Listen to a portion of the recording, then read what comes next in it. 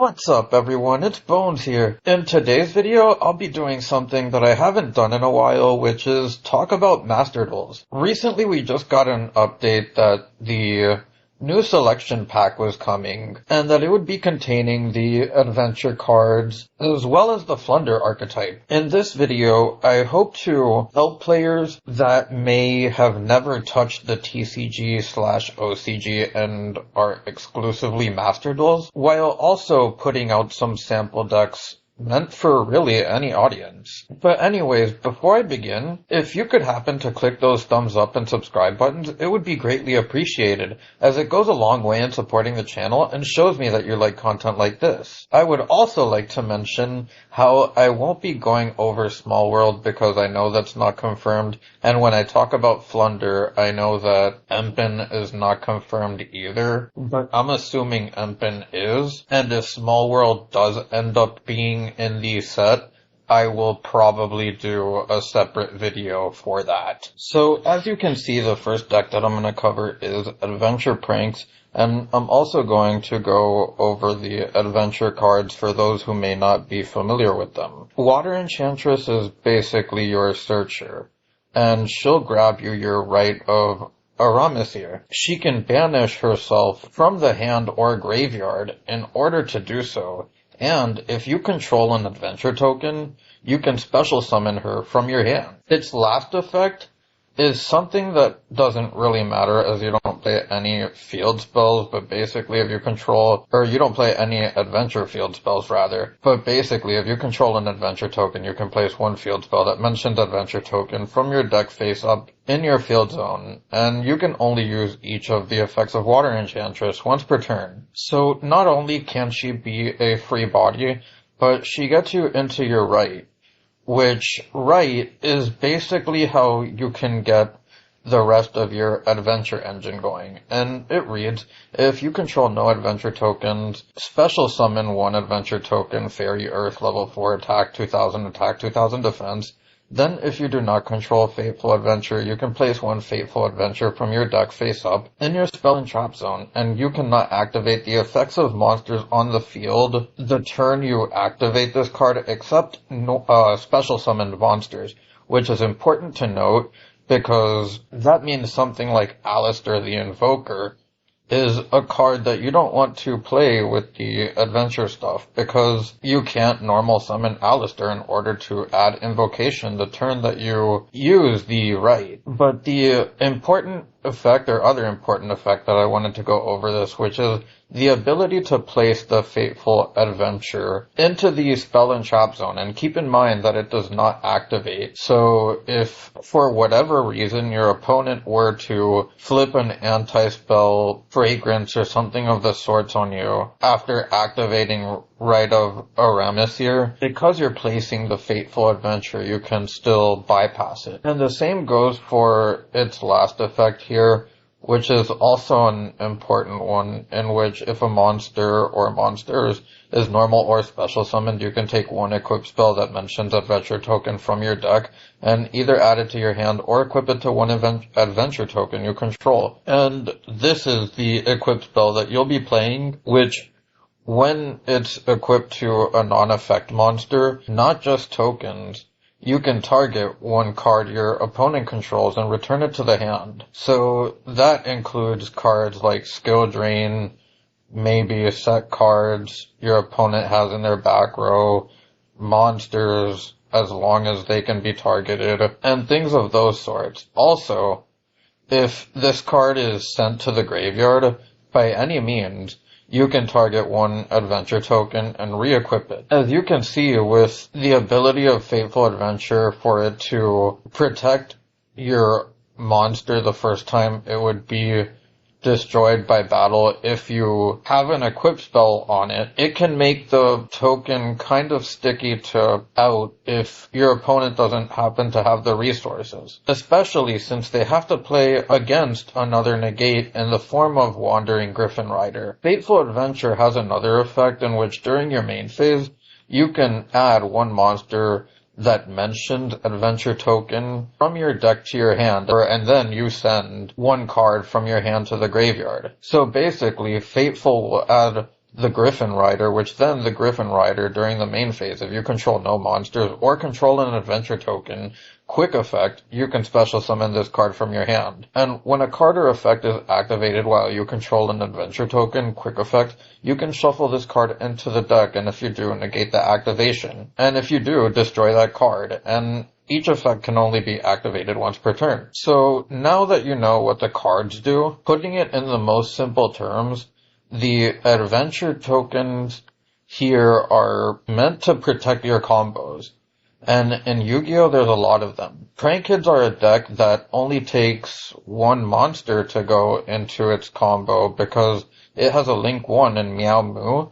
And on top of that, the effects of every Prank Kids monster, which if they're sent to the graveyard as a material for the fusion of a link summon of a Prank Kids monster, they have one individual effect and then they can special summon another Prank Kids monster from their hand or deck in defense position. With that knowledge out of the way, I really won't go over the deck profiles too much, as there are a lot of them. I will skim over the cards here in case you need to pause the video for whatever reason if you see a card you may not know or just want to read something. But as you can see, it's a consistent engine with 4 ways to really get into it through opening the Water Enchantress or the Right.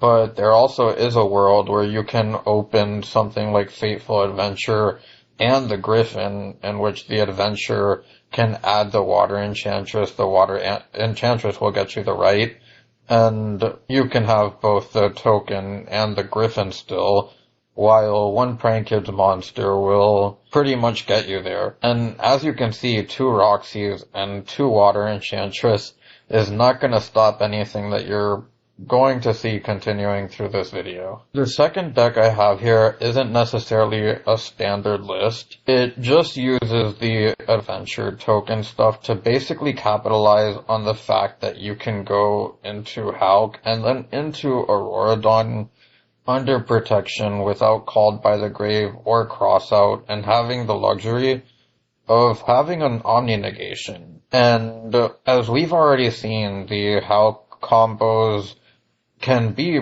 pretty oppressive, and having the additional ability to protect your board with a Griffin Rider and having a main deck out to floodgates like Skill Drain are only going to make combo decks like this stronger. If you're wondering why the 3 Adhara is here, it's because I didn't want to pick a set deck list for the Synchro Hulk Auroradon decks because there's just so many ways that you can play them, whether it be with more tennies, this could be Destrudo, and just stuff of those sorts. Now I want to talk about the engine's versatility. Sky Strikers are a deck that typically doesn't want a monster in the main monster zone. But Right is a spell card, and it gets you a token which can go into Link Spider. And Link Spider is an effect monster that can get you into your Verte. Enforcer and Griffin also remove themselves from the field for their effects. While I can't guarantee this will be like the new way to play Strikers or anything, because truthfully I haven't played Master Duels myself for a couple of weeks now, and I don't want to talk about a meta that may have changed. There's new cards coming with this selection pack, and we still don't know how it may impact other decks that may not even be covered in this video because of Auroradon Hulk lines that we didn't have in the TCG, especially as we keep on getting some of these newer cards. Again, as for basically every other deck I've been showing, don't take these deck lists as concrete deck lists, only take them as skeletons or samples and use your testing to really make them what you want. Also, kind of like the Hulk combos, Phantom Knights is another deck that in Master Duels, this is probably the better way to go about the deck now, as if you see any of these, you can basically get a 1-card Enforcer by going into Almirage, then searching the Shade, using the Shade to go into Link Spider, then making Verte. Or if you have scales with Bogblade and maybe Droplet and Ash, you can still do the same thing. If your Torrent skills were to get hit by a hand trap, that doesn't remove it off the field. But you can still go into Almirage with this, be able to revive it with the Fog Blade, and go into Verte worst case scenario. But the point of showing this deck is, now the Scythe Lock can be protected by the Adventure Engine, which is pretty much what's taking over the TCG and has been since the release of the adventure cards. Honestly, even DPE. The release of DPE just allowed any card to activate while Dagda was on board, get the Scythe, and then your Enforcer would do the rest of the work. But in the OCG, this deck was actually borderline tier 0, I want to say. It may not have been that bad. My memory is kind of blurry on it. But I do remember that Phantom Knights had a gigantic representation. But how it affect Master Duels, we won't necessarily know because it's a different meta and we have a different card pool than we had at the time of the TCG and OCG. And these cards had just came out and really started to take over the meta with Phantom Knights. The next deck I'm gonna cover, and this might not stick around at all as far as the current version of Despia, but I show this deck because it's still technically doable, and I also want to get into different rogue decks in this video that can run the Adventure Engine because I want to point or drive a point that shows just how flexible the adventure cards are. As far as this deck list goes, I almost don't want to recommend it because the idea of this is that because you're playing the adventure stuff over Albaz, you don't want the extra normal summon in Albaz. Branded Fusion isn't out yet. Draco back can out Floodgates. It's an engine that can go second. With the adventure token stuff out in Master Duels now and it giving a buff to pretty much every deck that you're gonna see on here and more, I think that it's safe to say Despia is going to fall off completely from the map in Master Duels basically, and I know it wasn't seeing much play at all right now, but until we get the structure deck or however the cards come for Master Duels when we get the new Despia / Albaz support, this deck may have to stay shuffled to the side for a little bit longer. And to just scroll over the cards here so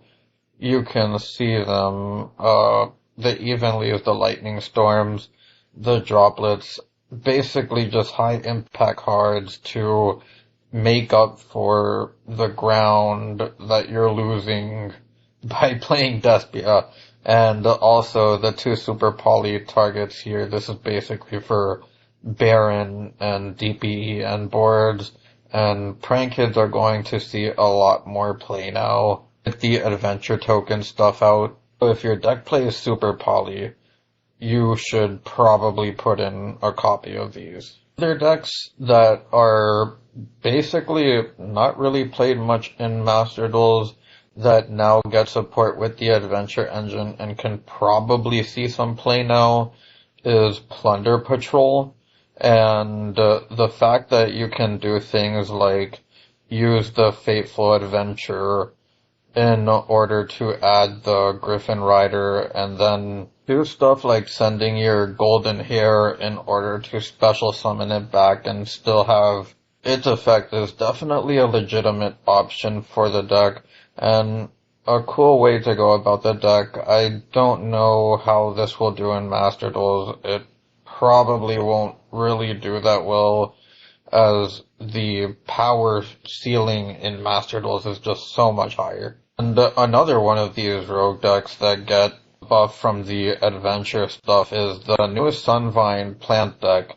And as you kind of see as it's a recurring theme, you can protect your combos with the adventure stuff, and because Sunvalon is a combo deck, you now have the appropriate tools to be able to protect yourself from things like Nibiru with the 2 copies of Rights, the 3 crossouts, You can protect yourself from other hand traps with the Called by the Grave. I can't speak on how much this will help the deck in Master Duels again because the power ceiling is on a different level, but I do think that the deck can probably hit Diamond or Diamond 1 under the hand of the right person. They tried to do it. And for another one of these rogue decks in Master Duel, well, not really rogue, I think that a lot of these decks in Master Duels, there's a lot of ACG and OCG high-leveled players that don't play Master Duels at all, and because of it, Master Duels is still going through a phase of discovery with some of these cards and their combos. And even though LB may be banned and we only have Pisty in Master Duels, we do have multiple Striker Dragons, and now the Adventure Token can help protect your plays, as you can just go into the Striker Dragon with something like Tracer, be protected under Griffin, just Buster Lock your opponent out of the extra deck. The ability that the Adventure Token stuff give it to kind of out Floodgates too helps this deck a lot, as I understand that Skill Drain is at 3 in Master Duels, and it may have affected the deck for a while in the early days of Master Duels before Conk went to 1, and I understand that there was Drytron. But if you really put some work into this deck, I feel like you should be able to reach Diamond 1 with ease if you want to. For the last adventure deck that I'll show here, this is actually something that I made last night, and the concept of this deck is heroes, much like Phantom Knights, have a combo which requires certain pieces. I show this deck in order to tell you to not be afraid to change your philosophy in building certain decks if they have the card pool to do it. It may or may not work out at the end of the day, but Yu-Gi-Oh! Is almost like a science. You have to experiment on the cardboard that you want to play in order to get the right results. And there's always going to be setbacks and stuff like that, but it just show this deck again to you to have an open mind. Now for the last deck in this video, and finally there's no adventure token stuff as you can see. So the Flu deck is a deck that is somewhat like Eldritch, except that it revolves around normal and tribute summoning. And you're floodgating your opponent by not just banishing cards, but also being able to lock them out of special summoning or Empin, which is like a skill drain, as I'll go through the effects now. So if this card is tribute summoned, you can add 1 Flu spell trap from your deck to your hand, and then immediately after this effect resolves, you can normal summon 1 monster. And while this tribute summon card is in the monster zone, your opponent cannot activate the effects of special summoned monsters they control in an attack position. So I know I called it a mini skill drain, but it's basically just because your opponent can't use effects special summon monsters in attack position. So that can definitely force your opponent into awkward plays, especially with how popular link summoning is. Especially in a format like Master Duels where Verte is still legal. On top of that, it has protection with its a battle effect, which is once per battle during damage calculation. If this card battles an opponent's monster, quick effect, you can banish 1 card from your hand, and that opponent's monster's current attack and defense become halved until the end of this turn.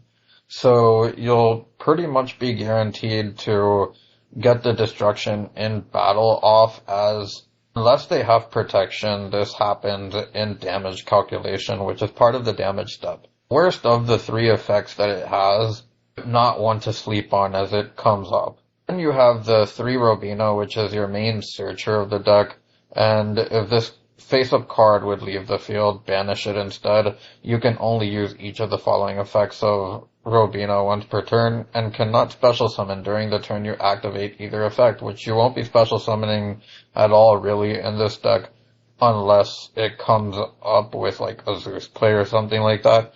But those things don't happen too often.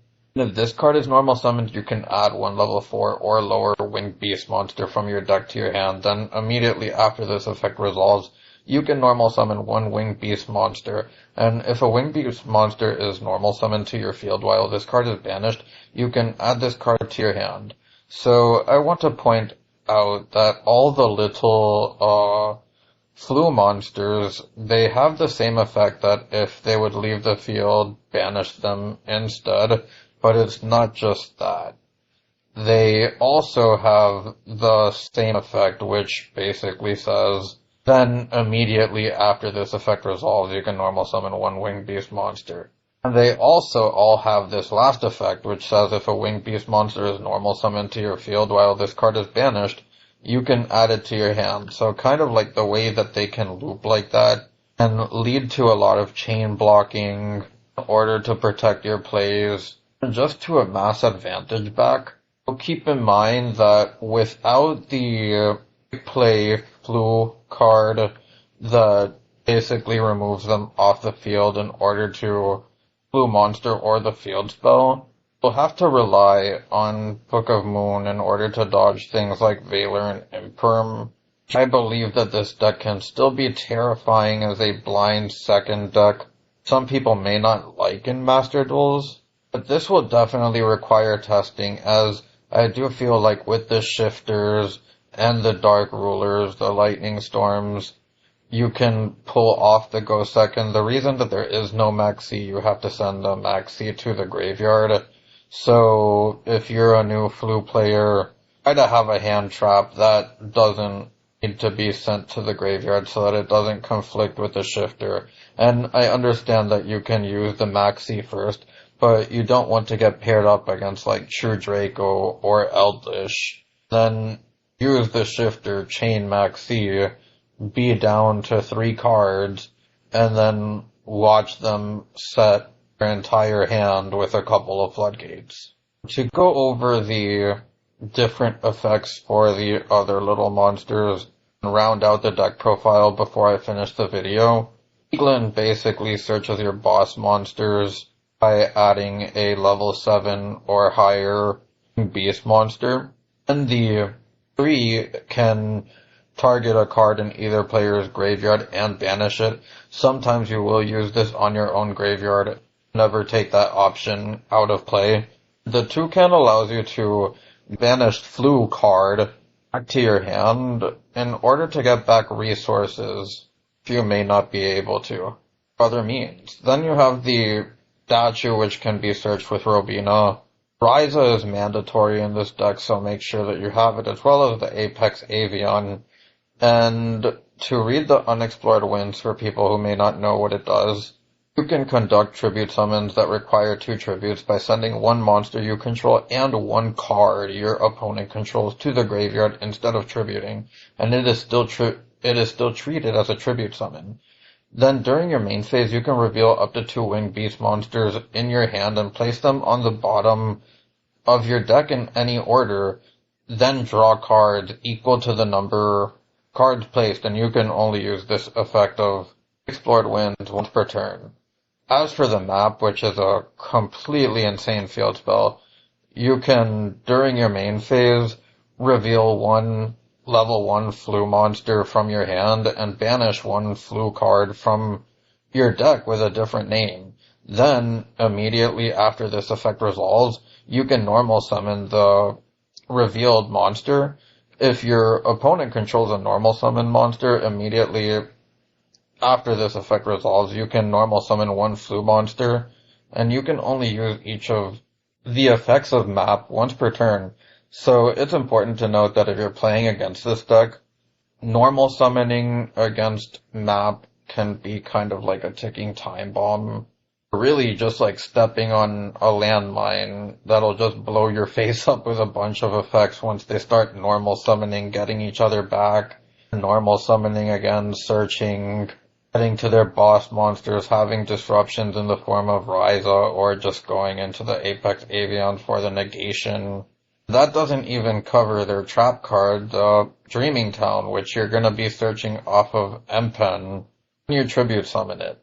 And basically it reads, during the main phase, immediately after this effect resolves, normal summon one level 4 or lower winged beast monster, and if you tribute summon a level 7 or higher monster while this card is in your graveyard, you can banish this card, change all monsters your opponent controls to face down defense position, and you can only use this effect of Dreaming Town once per turn.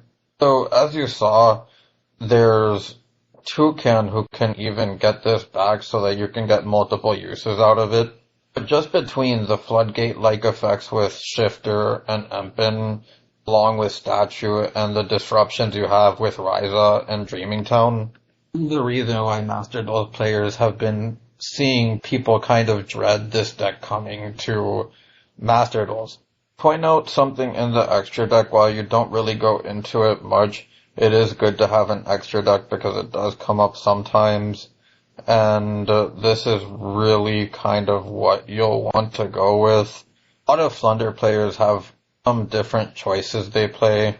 I wanted to make something more generic for Master Duel since it's a singles format, and the double Entis, just in case somebody still tries to play Maximus on you since Despia doesn't have its full arsenal yet.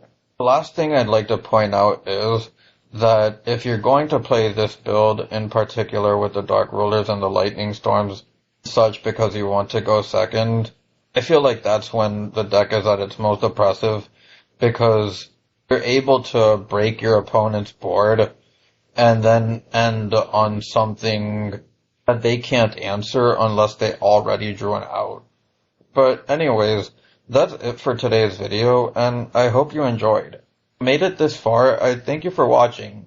If you have any suggestions on some Master Duels videos, TCG videos you may like to see, let me know down below.